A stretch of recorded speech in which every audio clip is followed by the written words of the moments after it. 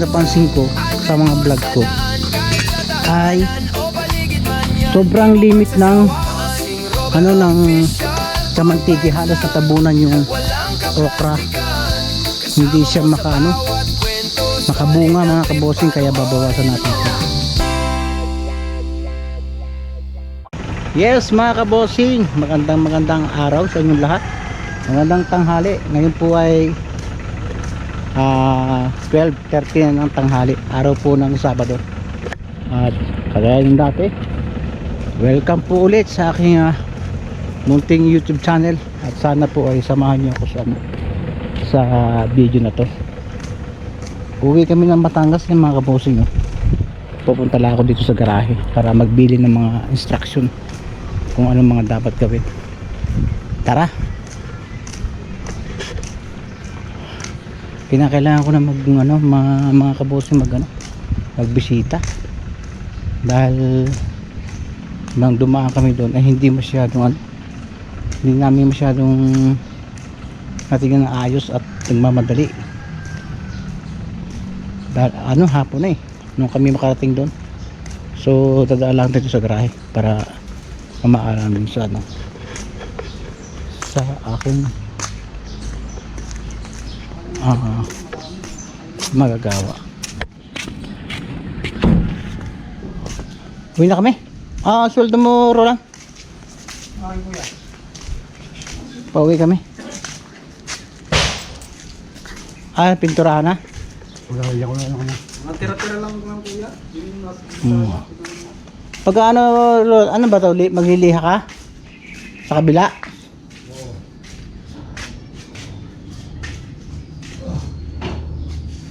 Uwi muna kami.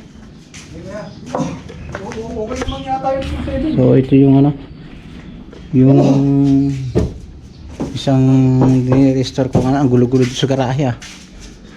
Yan, isang Revo.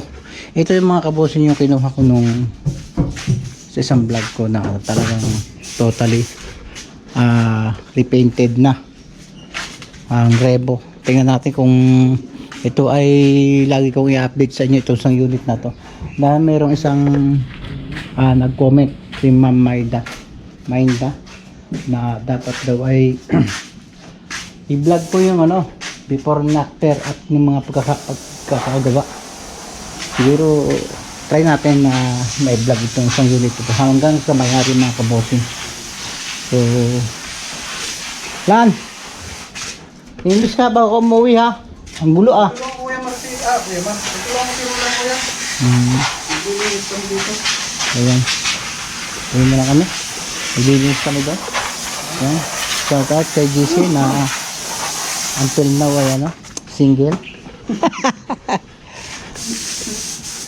Baka mayroon dyan. Ayan mga kabosing, baka doon bumi naghahanap dito driver ko. Malakas kumita yan. Kumikita ho yan ng 3-5 a day. Kaya ho niyang bumuhay ng 3 pamilya.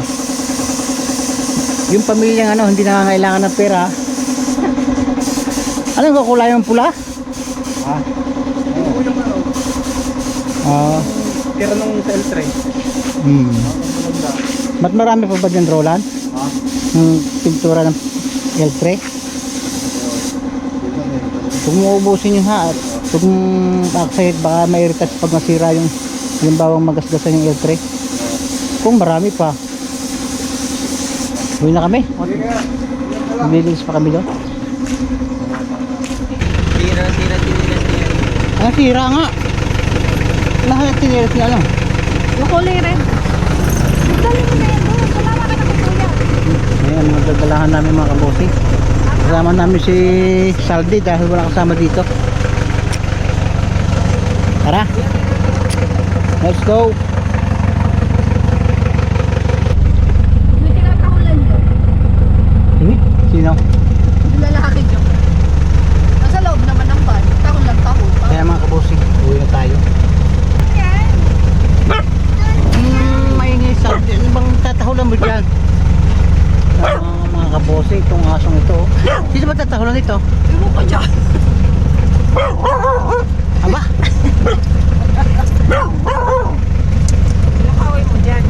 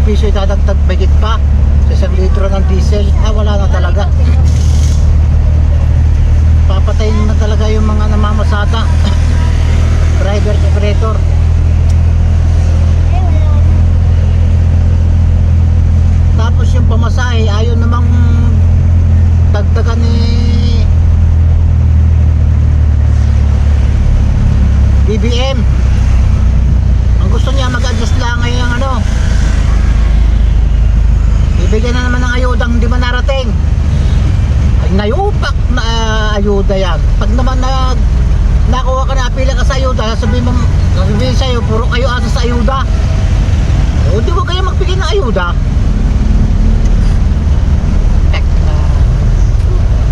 Papamura ka talaga mga kabosing. Noon ang araw, pag nagtaas ang diesel, nasabay naman yung pamasahe. Ngayon ang gusto nila, pero kung dumating yung crudo 150, yung pamasahe hindi nataas. Ay nako, na gonggong. Wala na kayo, pag-aaral kayo sa akin. Noon tumaas na ng mga 5 piso yung crudo taas. Ngayon tumaas ng 150, hindi pa rin nataas.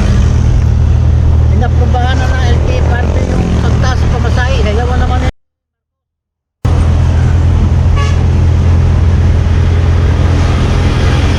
Ibigay daw ng ayuda sa mga driver. Hindi naman narating. Yung narating, mayroong hindi. Yung iba siguro nilamo na. Tapos pagka nagreklamo ka sa mga pagkuha ng ayuda, sabihin sa'yo, puro kayo asa sa ayuda. Sino pang manghihingi? Kayong mag-ano ng ayuda, tapos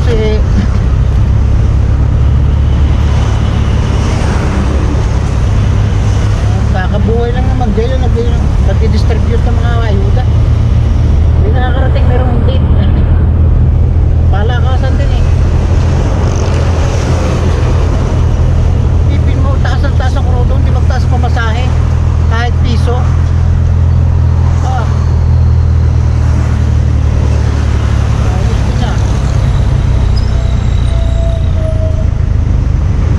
Gusto nila ay mag-adjust na lang yung mga driver at operator. Siyempre mag-adjust talaga ng number 1 yung operator, kasi hindi makakayanin mag-boundary ng driver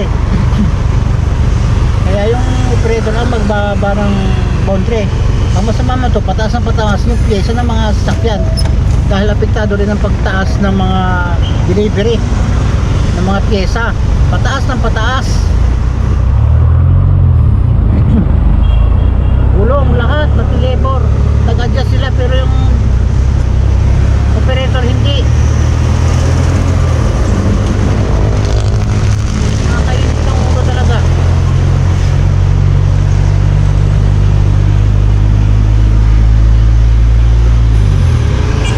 Ngayon lang nagkaroon ng administrasyon na ganyan.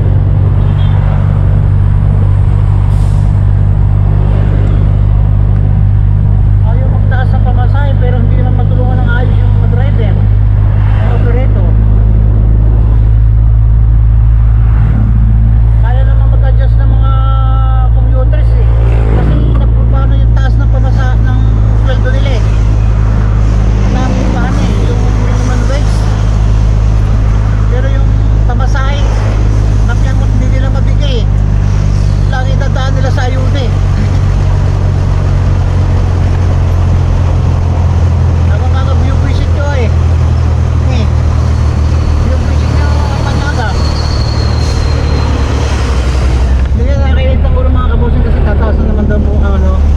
diesel ng 10 piso mahigit next week. Sa totoo lang, inaprobaho na ng LTFRB ang taas pamasahe. Hindi ko alam kung magkano, pero walang alam kung ano magiging rason niya. Ang sabihin niya, bibigyan ng fuel subsidy, hindi naman sumasapat.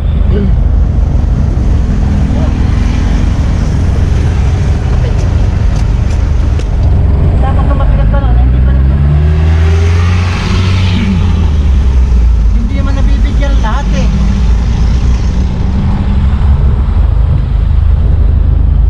merong mga nabibigyan, merong hindi. Tapos pagka nagreklamo kayo mga comment, puro kayo asa sa ayuda wala naman nangyayari na ayuda.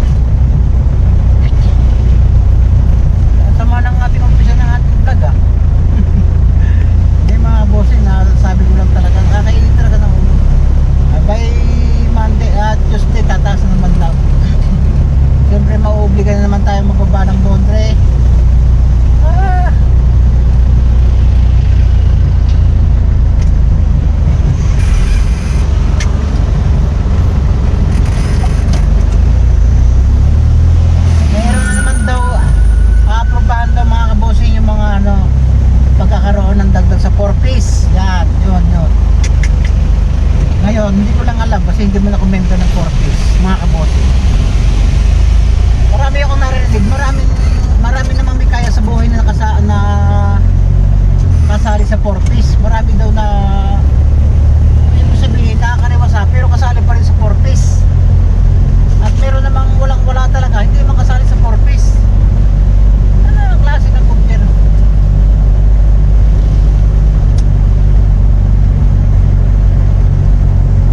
Wala talaga. Pero ano ba ang tawag ko doon? Lagi ang pananggan nila, ayuda. Mariusip. Yung ayuda naman katulad ng ayuda ng mga driver. Share ko lang. Kasi experience ko eh. Sa DSWD, ang makukuha ng driver, 5,000. So, ang driver kong yan ay 7. Nilakad ko yan mga kabosing. Pasok. Hanggang ngayon mga kabosing nakalista. Pero nakalista naman yung mga driver ko sa record. Ang tanong, saan napapunta yung 5,000 na hindi nila binibigay?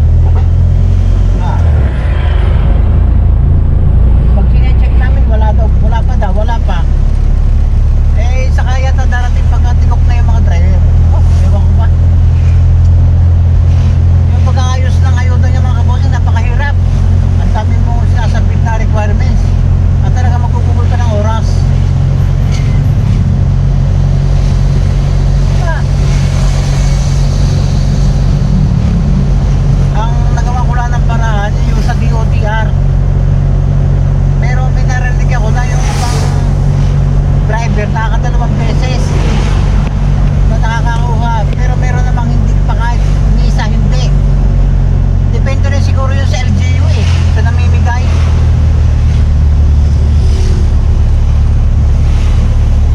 Maglalabas ng ganong kalalaking pera. Nakalista yung mga dapat makakuha. Hindi naman nila ibinibigay lahat. O, kung may bigay nila yung kalahati, saan makapunta yung kalahating bilyon ang usapan eh. Hindi man bilyon. Wala ka na rin magagawa. Wala naman ikipaglumpasay doon para hingin yung ayuda mo hindi nakukuha. Mukha ka lang tanga. Tapos ngayon, lahat dumadaing. Lalo yung mga farmers tsaka yung mga hog racer. Yung baboy hindi nataas yung yung presyo ng baboy sa buhay. Pero yung takain, taas ng taas. Hindi mo masisisi yung pagtaas ng pagkain kasi hinahabol nila sa sa transportasyon eh. Siyempre delivery ang mahal ng diesel eh. Diba? Wala na talaga.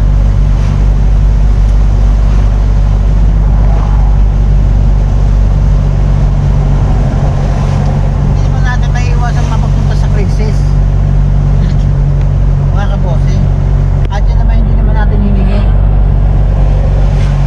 Hindi naman natin isisi sa gobyerno. Pero yung sa totoo lang, mas maganda pang walang silang mabigay eh, ng ayuda eh. Hindi pa nakakarating ang iba eh. Yung iba nakadalwa na, yung iba hindi pa nakakatikim. Basta ang pinaka-apektado mga kabosing ay ang hanay ng transportasyon. Lalong-lalo na yung operator. Dahil hindi makakapag-adjust yung driver eh. Wala silang magagawa kung talagang wala silang abutin kung hindi ibaba. Pag dumating pa yung driver at sabi walang kinita, ano gagawin yung operator? Alam mo, patayin yung driver. So papayag ka na walang maibibigay. Yun. Yung driver baka may natira pa kahit kaunti. Yung operator talagang wala.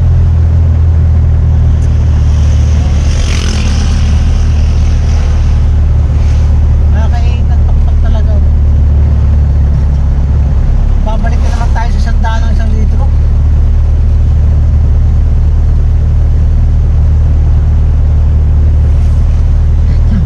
May ibang gasolina naman, hindi naman nasabay sa pagbaba ng crudo.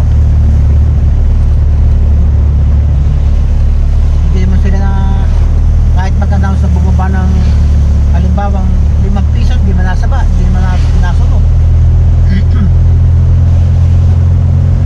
Kaya yan.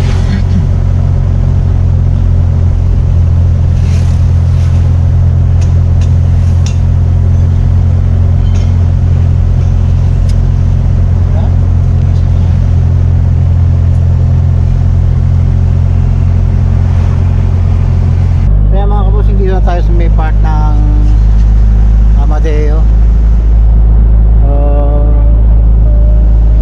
Pasensya na kayo sa akin, medyo bad trip talaga ako doon sa nangyayari. Pero wala na tayo magawa, kaya mapunti tanggapin na lang. Wala, sila rin may masusunod. Kaya relax na lang tayo, siguro tayo. So, tayo ngayon at talagang marami tayong trabaho, pero hindi ko natin pupersahin kasi pagka nahawi ako doon at pinipilit kong matapos, sobrang sakit ng katawan ng inaabot ko eh. Puro salungpas ang inaabot ko eh. Kaya mas mabigat nga ang trabaho doon, kaya nga sabi ko kaya uuwi nga ng Batangas eh, para ma-relax. Ang problema ay napapagod naman, kaya hindi naging relax mga kaboss. Ayun yan, kailangan na lang natin tanggapin yung mga nangyayari kasi kung wala na eh, mahirap talaga pagka hindi nakikinig ang dapat lahat ng aspeto sa nangyayari, hindi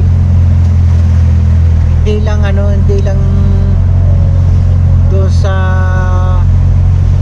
isang parte ka nakatingin. Halimbawa, kung ka lang nakatingin sa talagang mahihirap, kung minsan naman yung iba naman ay talaga namang naasa na lang talaga sa ayuda o talagang may katamaran na. Ang mabigat kasi yung yung napapabayaan yun ng mga nagsisikap na magtrabaho ng patas eh, tapos naapektuhan talaga ng nangyayari. Hindi tayo naninisi ng gobyerno, kaya lang siguro kung ako ang tatanungin, wag na magbigay ng ayuda eh. Kasi meron sasama lang ang loob eh. Meron naman talagang hindi nabibigyan, tapos yung mga inilalabas ng gobyerno ng ayuda, hindi naman napapabigay lahat mga kabosing. Hindi talaga. Maraming hindi na papabigay. Kung may napapabigay man, marami naman ang hindi. At yun ang hindi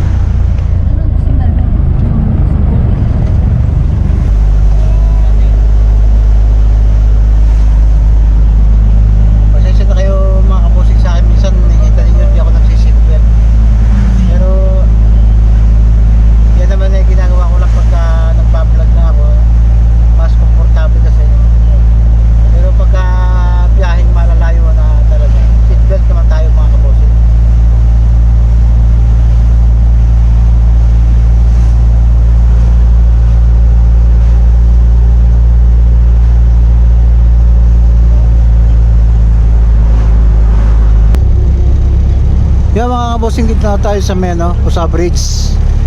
Sa may Kalaka. Ayan.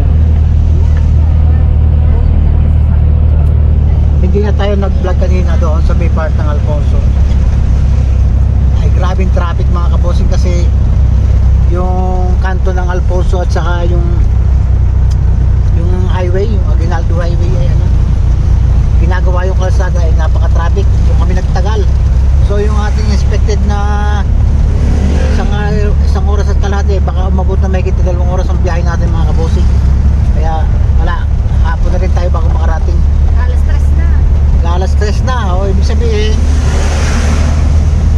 mahigit na 1 oras at kalahati tayo na 2 oras na. Traffic kasi doon sa may Alfonso eh.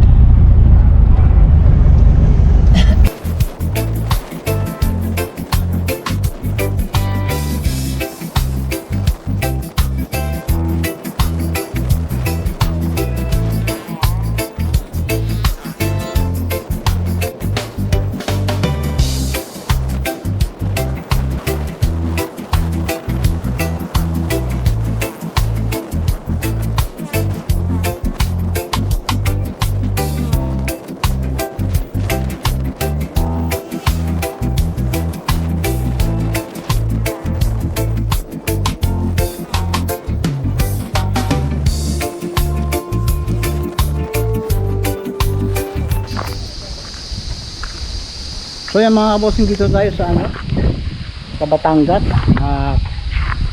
Kaya na sinabi ko, itutuloy natin yung mga naiwan natin trabaho. Dahil hindi natin maiiwasan yung pagiging madamo dito dahil nagdaan nga sa ulan. At maraming salamat nga pala kay Kautol, kay Pepe at kay Kapanalig sa paglilinis dito, dahil kung hindi nila nalinis ito nung sila mapunta dito ay talagang napakadumi nito. O nung dumating kami medyo maayos na, kaso hapon na rin naman hindi na rin ako hindi na rin kami nakapaglinis ni Mrs. Bali nakapagtanim lang ako ng yung dala kong pananim na kamote.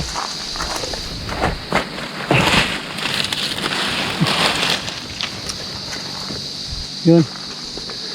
At yun nga, yung ibang guho ng lupa katulad dito sa may daan ay sila yung ng lupa dyan.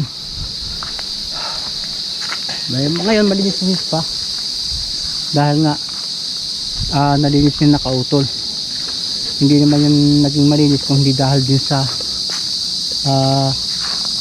kanila mga kabosing.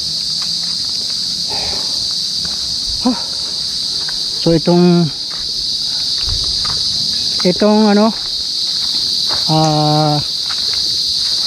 tawag dito mixer ay try mo nga natin buksan, drop kung na-under pa to.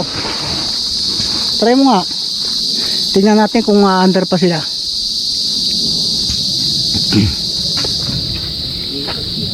Ha? Tingnan natin kung under pa to dahil matagal na itong hindi napapa-under eh. Ha? Yan. Sana umandar pa to. Tama ba yan? Okay.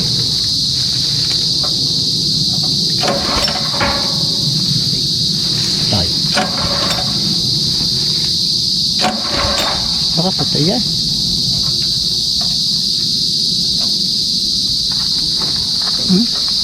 Ayaw na umagat.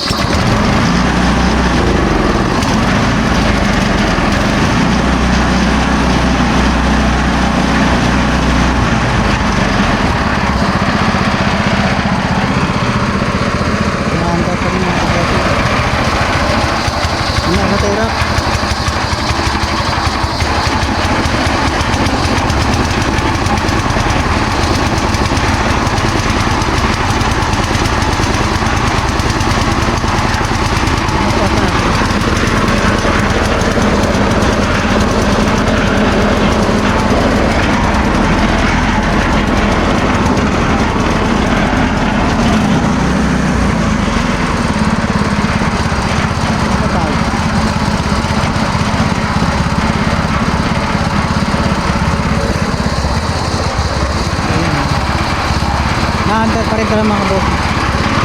Ayos pa rin.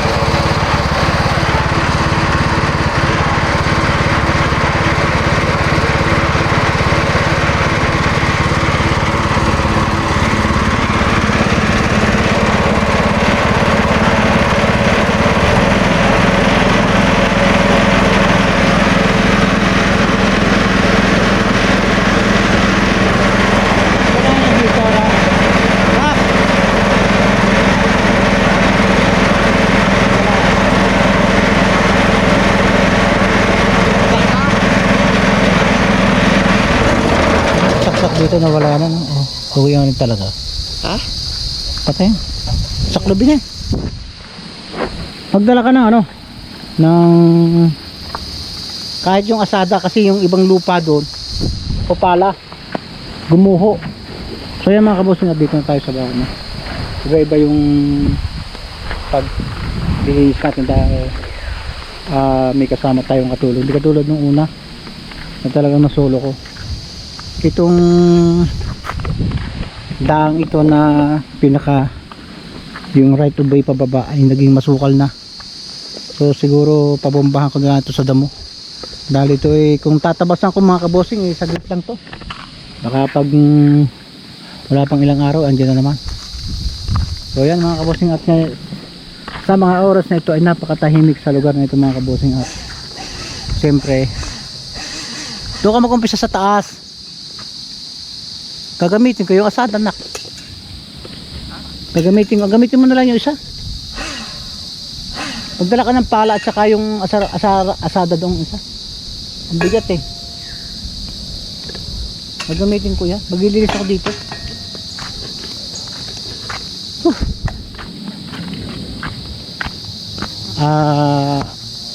Iba na yung style ng gagawin natin mga kabosing dito. Hindi na natin dadali-dali. Kung magkano na lang yung kaya, eh ganoon na lang, hindi yung pipilitin natin. So ang gagawin ko mga kabosing ay maghahasa ako ng mga itak dahil sigurado mapurol na.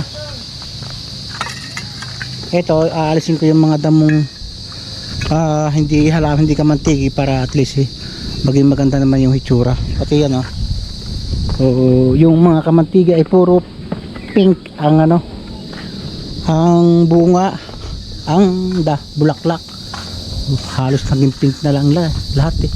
Kasi yan di kompleto mga kabosing, may pula, may pink, may maroon, parang maroon. At dito mga kabosing napansin ko sa mga vlog ko ay sobrang limit ng ng kamantigi, halos natabunan yung okra, hindi siya makabunga mga kabosing, kaya babawasan natin to. Yan,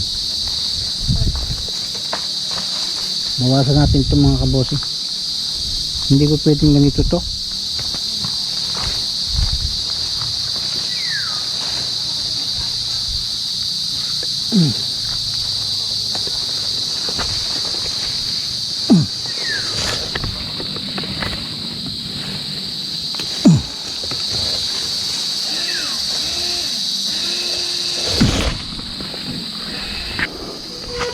Para makahinga yung yung mga okra. At yan dadamuhan na lang natin mga kabosing. Ito nga hindi ko maisipan, dapat dito grass cutter.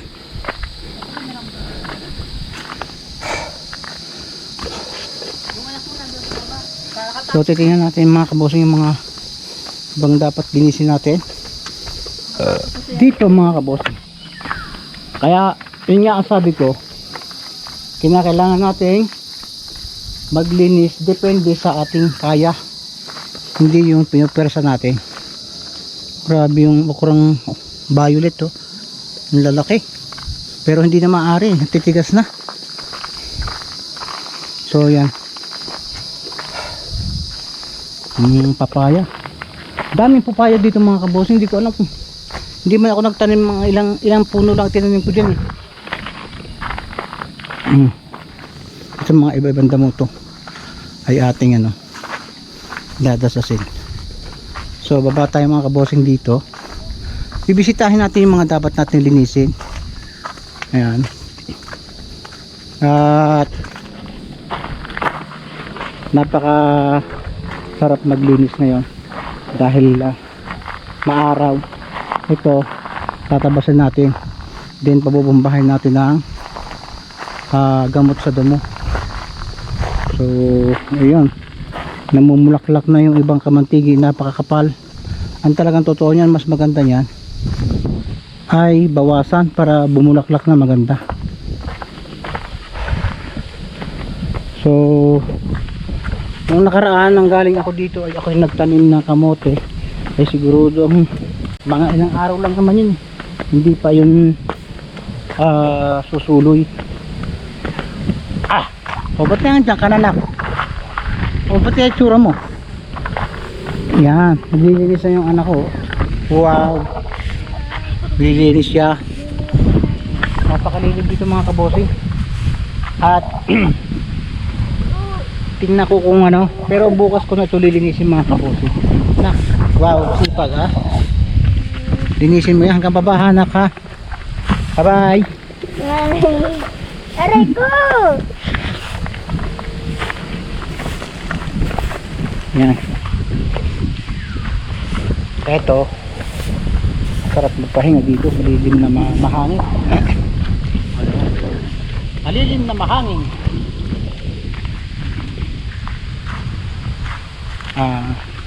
Eto ay subukan kong itapong lahat doon yung mga dahon ng niyog.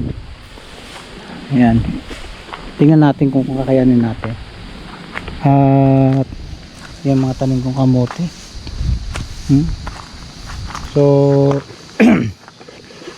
yung isa pa dito, talagang gagandahan ko yung itsura ng tanim kasi naghalo-halo na yung damo eh. Ito talaga mulat sa pool, hindi ko lang nalinisan mga kabosi. Siguro mas maganda bukas ng umaga para at least masarap maglinis bukas ng umaga dahil yung malilim dito. At talagang hindi siya, ang bala ko sana mga kabosing ay tanaman to ng mga ampalaya, sitaw, kaso nawala kasi yung baha na tumatakbo dito, yun sibol na yan mga kabosing eh.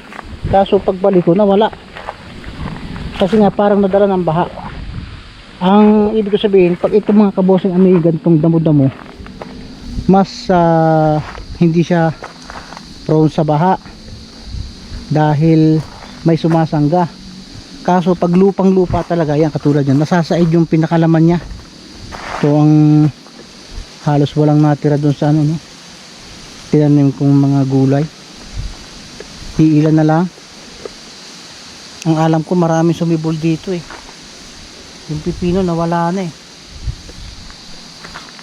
halos wala na akong makita.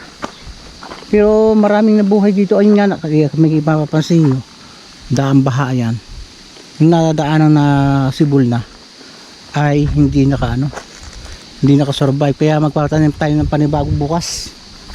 Ito ang gagawin ko dito, hindi ko na bubunutin ko na lang. Ito naman yung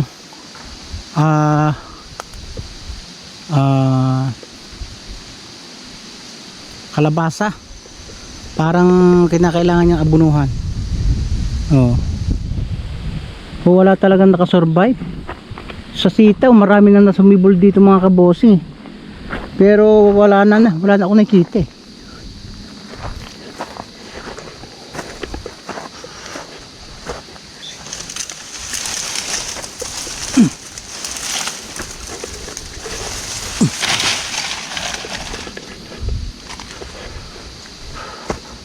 Dito na tanim din ako na. Ito anong to eh, ito ayusin ko to, patani ito eh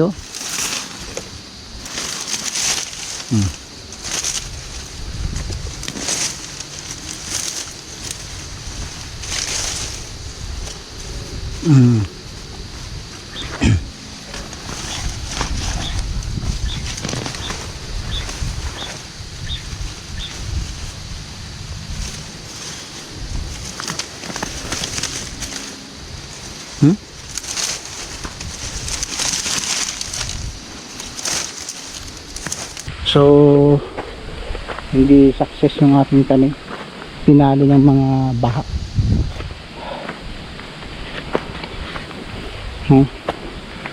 Nalunod kasi nung pagkatanim ko sumibulis siya, automatic nag-ulanan katulad nitong pipinong to. Pangit din pala sa tag-ulan ito, sobra talo siya ng ano na baha. Ito, tanggalin natin ito.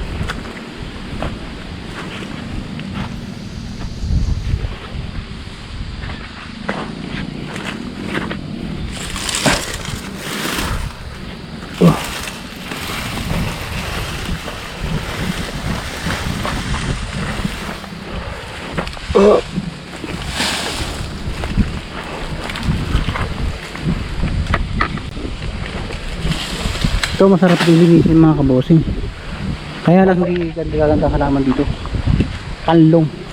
Ito sana kung maayos natin, pwede itong taniman ng mga gulay. Siguro lang kinakailangan magawa tayo ng kanal doon para hindi tumakbo yung ano, tubig dito.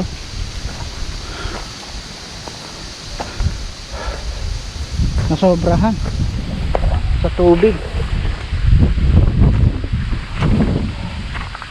Pag hindi siya umukay, taniman ko yun ng kamuting kahoy ba.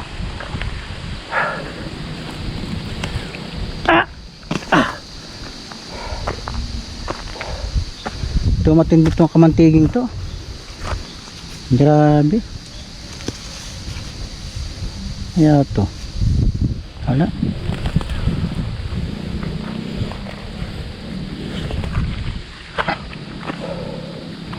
Walang ano, nakasurvive. Kaya panibagong tanim ulit tayo mga kabosing.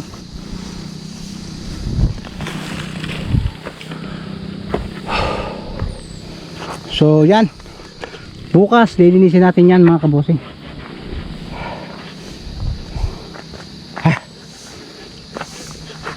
Binisita ko lang ang ano, mga dapat linisin para alam na natin yung kikilusan natin bukas. Then ito, magpapatulong tayo na itapon natin lahat yung dahon ng niyog papunta doon, alisin na sa gitna, pati yung mga bunot, para mataniman natin ng ayos. Yan, try natin mag-umpisa ng konti.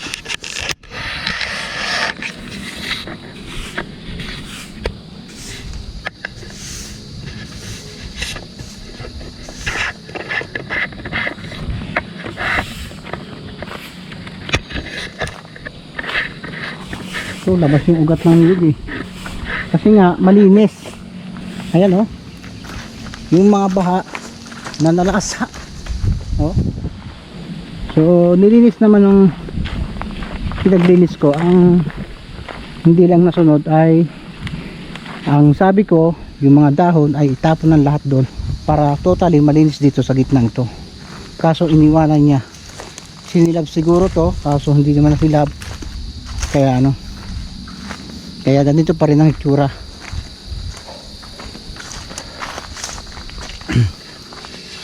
Saldi.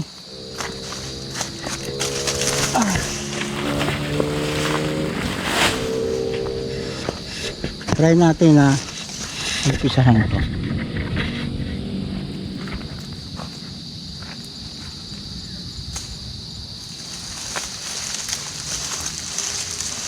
Nak! De!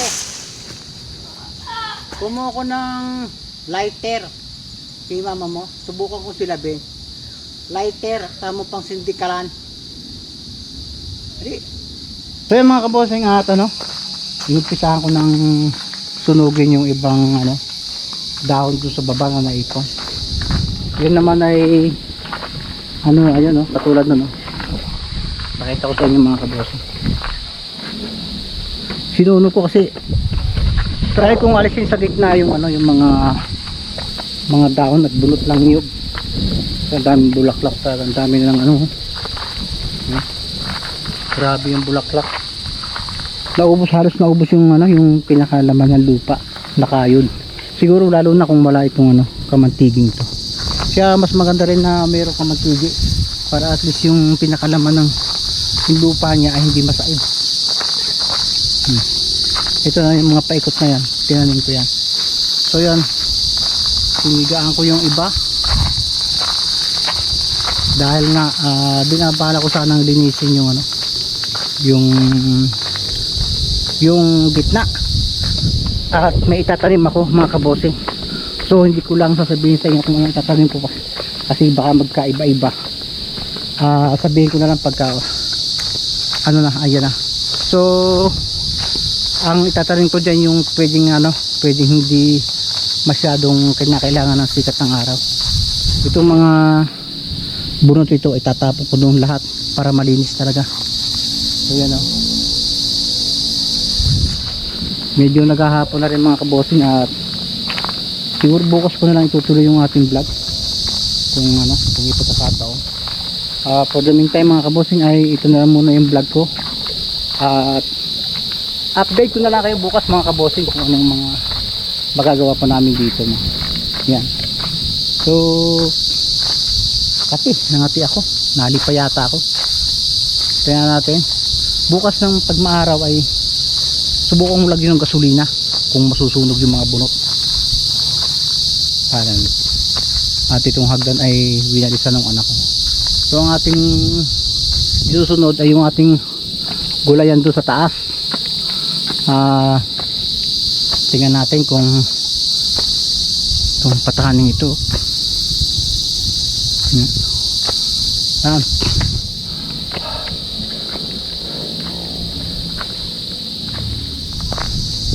Grabe makalago. May mga kamantigi pa rin talagang tumutubo na kumakalat. Malaking bagay din itong kamantiging to kasi hindi nasasaid yung pinaka kuwan ng lupa. Kasi kung wala kayo lahat yan mga kabosing. Ito try nating linisin. So yan mga kabosing, at bali dito natin puputulin yung ating vlog. Medyo pagod na rin tayo, at mamaya pagka sinipag tayo ay ito ang ating lilinisin. So sana hindi kayo magsawa sa content ko na lagi na naglilinis dito sa amin sa Batangas. Kasi lingguhan lang naman to mga kabosing. Minsan nga every 2 weeks. So pagbigyan na niyo ako para at least